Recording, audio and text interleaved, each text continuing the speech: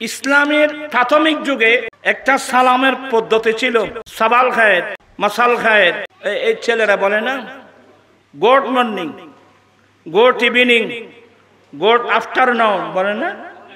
এই মানুষের বেন্না মাথাতে good morning, good night, good evening. এই যে বর্তমান ছেলেরা স্কুল কলেজের ছেলেদের মধ্যে এগুলো দেখা যাচ্ছে, গুড মর্নিং, গুড নাইট। এগুলো ইসলামের প্রাথমিক, ইসলাম আসার আগেও ছিল সাবাল খায়ের, মাসাল খায়ের। কিন্তু এই সালামগুলো অশুদ্ধ, এই জন্য সালামগুলো বিলুপ্ত করে আমার রাসূল বিশুদ্ধ একটা সালাম দিয়েছেন, আসসালামু আলাইকুম, তোমাদের উপর আল্লাহর শান্তি বর্ষিত হোক। এখন এই সালামটা বর্তমান আছে। এখন আমাদের ছেলেরা মেয়েরা স্কুলে যাচ্ছে, ওখানে তো আসসালামু আলাইকুম নাই, ওখানে ও good morning, good evening, good night. তাহলে ইসলামের প্রাথমিক শিক্ষা সালাম দেওয়া, এটাও তো আমরা বাদ দিয়ে ফেলছি। তা আপনি ইসলাম ধর্ম কি পালন করতেছেন, আমি কি পালন করতেছি? হয়তো বিরক্ত হচ্ছেন, আমি জানি। আমাদের দেশে স্বামী স্ত্রীকে সালাম দেওয়ার রেওয়াজ আছে। জামাই বউরে সালাম দেনা আর দেশ মাথা দিয়া। আমাদের দেশে স্বামী স্ত্রীকে সালাম দেওয়ার কোন রেওয়াজ আছে? মা বাবা নিজের ছেলে মেয়েদেরকে সালাম দেওয়ার কোন রেওয়াজ আছে? তা আপনি ইসলাম ধর্ম পালন কি করতেছেন আমাকে বলেন তো? এটা তো ইসলামের প্রাথমিক শিক্ষা। আমাদের দেশে স্বামী স্ত্রীকে সালাম দেয় না, এটা বড় আইব। কিন্তু আমাদের অনেক ছেলে আছে যারা আরবস্থানে থাকে, ওদের কাছে জিজ্ঞাসা করেন, ওখানে কিন্তু সালামগুলো আছে। ওখানে স্বামী স্ত্রীকে সালাম করে, মা বাবা ছেলে মেয়েদেরকে কি করে। আসলে দুঃখনীয় বিষয় হলো সালাম শব্দের অর্থ আমরা বুঝি না। সালাম মানে, সালাম শব্দের অর্থ হলো আপনাদের উপর আল্লাহর, তোমাদের উপর আল্লাহর শান্তি বর্ষিত হোক। তো মা বাবার ছেলে মেয়েদেরকে দোয়া করে না, এটাই তো আসসালামু আলাইকুম, যে তোমাদের উপর আল্লাহর শান্তি কি হোক, বর্ষিত হোক। স্বামী স্ত্রীর জন্য দোয়া করে না, তোমার উপর আল্লাহর শান্তি বর্ষিত হোক, এটাই তো আসসালামু আলাইকুম। আমার ভাইয়েরা, অনেক মানুষ আমাদের থেকে বিদায় হয়ে কবরস্থানে গেছেন। আমাদের থেকে অনেক মানুষ বিদায় হয়ে কবরস্থানে চলে গেল। যেখানে আমার সামনে আমার ছেলে মেয়ে আছে, আমি তাদেরকে সালাম দিই না, কবরস্থানের মইয়তদেরকে সালাম কোত্থেকে দিচ্ছি, ঠিক কিনা? ইসলাম কত সুন্দর ধর্ম।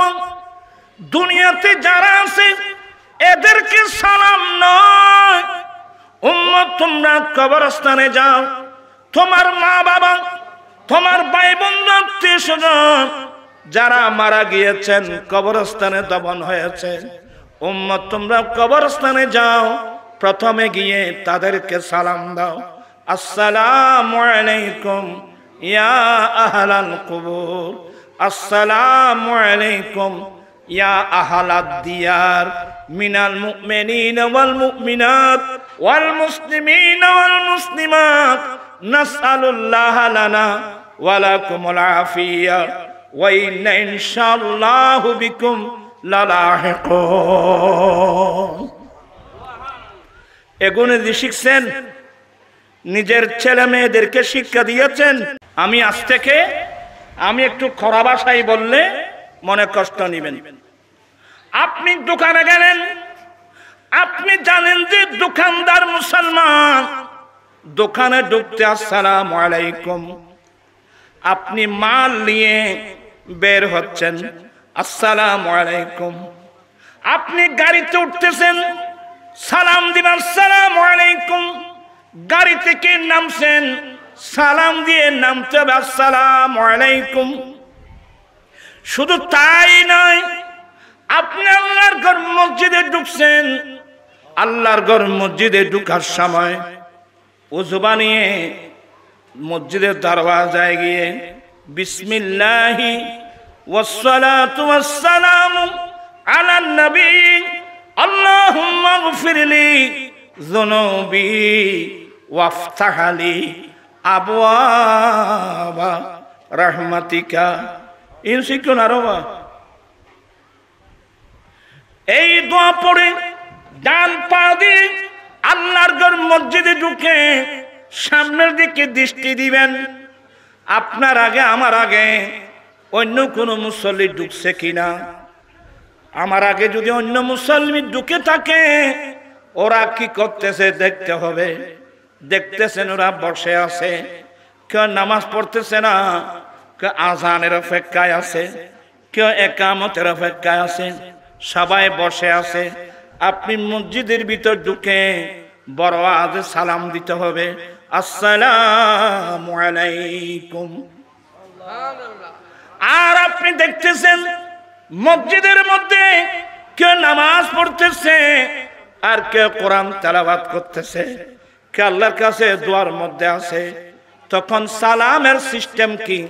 আসসালামু আলাইকুম বড় উচ্চ স্বরে নয়, আপনি ছোট করে বলবেন আসসালামু আলাইনা ওয়া আলা ইবাদিল্লাহিস সালিহিন। আছে? তা আপনি ইসলাম কি শিখছেন? আর কথা কইল না, মত কষ্ট আনিবেন ভাই, এটা ইসলাম কিচ্ছু নেই। আর নাই তো নাই, ফর আইসুর তো ফর না। কালা রাসূলুল্লাহ